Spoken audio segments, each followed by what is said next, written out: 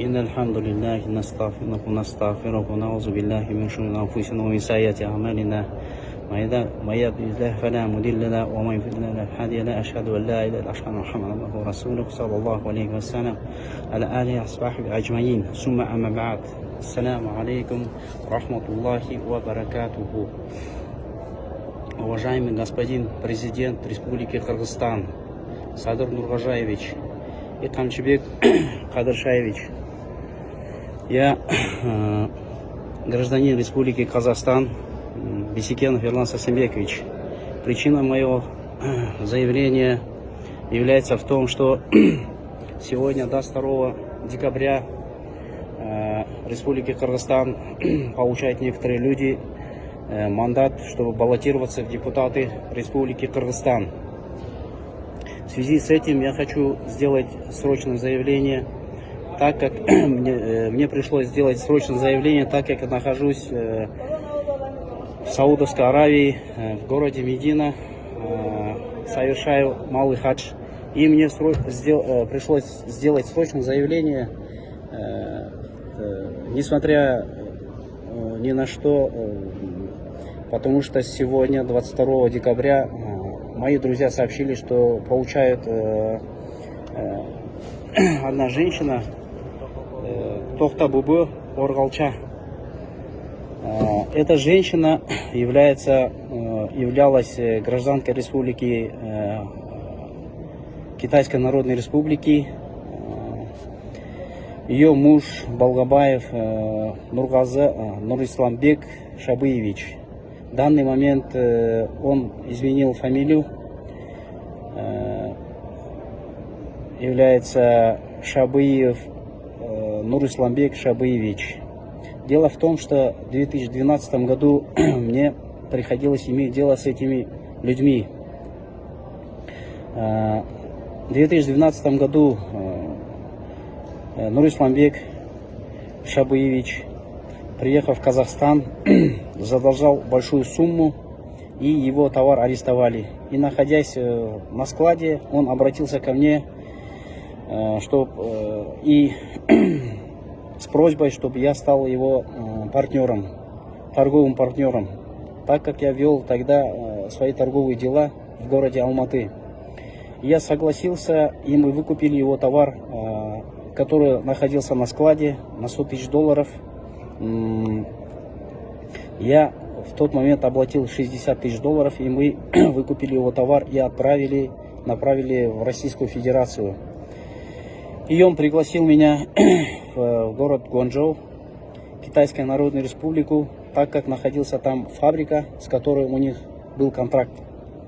Приехав туда, я убедился, что у них действительно есть контракт с этой фабрикой, которые шили товары народного потребления. Мы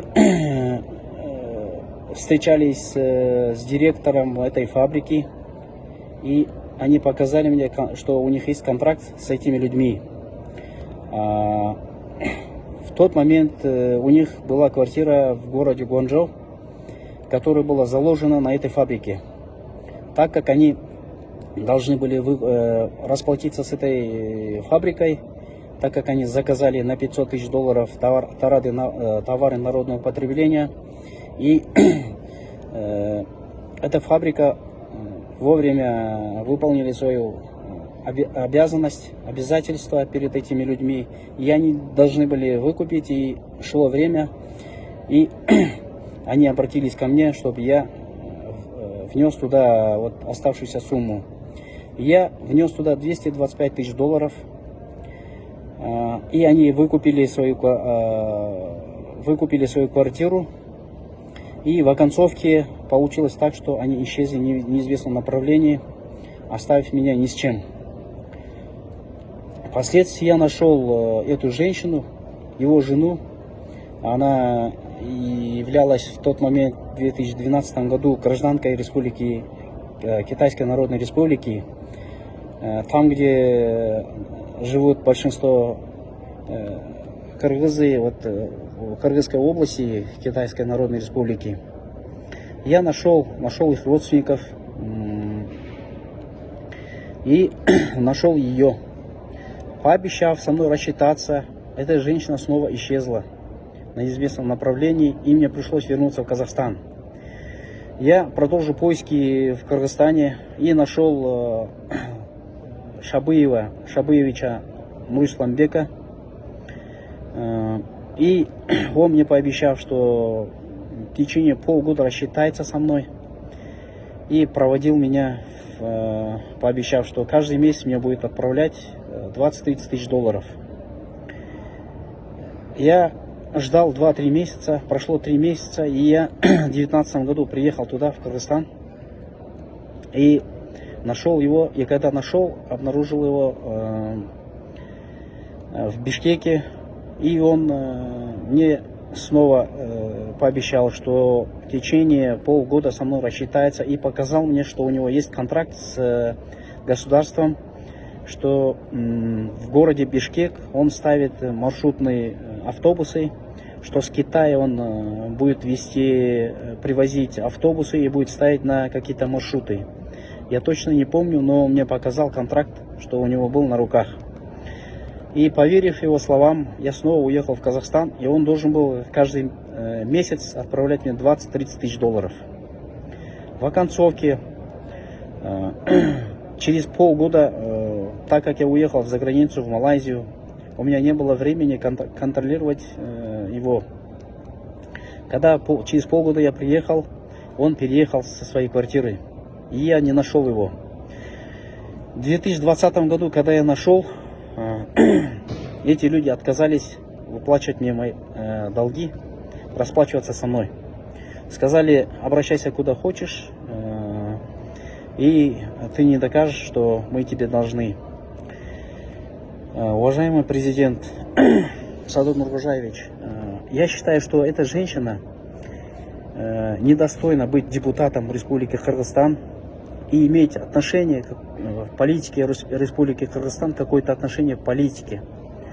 Эти люди очень непорядочные и являются семейными мошенниками. Впоследствии, когда я их искал, обнаружил, я нашел тех людей, которым они должны. Оказалось, что в Китае есть обманутые люди и в Кыргызстане, и в России, и в Казахстане. В связи с этим я хочу заявить, что этот человек, эта женщина не имеет права баллотироваться в депутаты Республики Кыргызстан. Уважаемый президент, мы знаем ваши заслуги перед вашим Отечеством и глубоко уважаем вас. И я надеюсь, что вы не допустите эту женщину, чтобы она стала депутатом Республики Кыргызстан. И находясь здесь, в Медине, мне пришлось сделать срочное заявление, так как время ограниченное. Я сейчас нахожусь в мечети нашего любимого пророка, саллаллаху алейхи вассалям. И мне пришлось сделать это заявление. Спасибо за внимание. Ассаламу алейкум рахматуллахи ва баракату.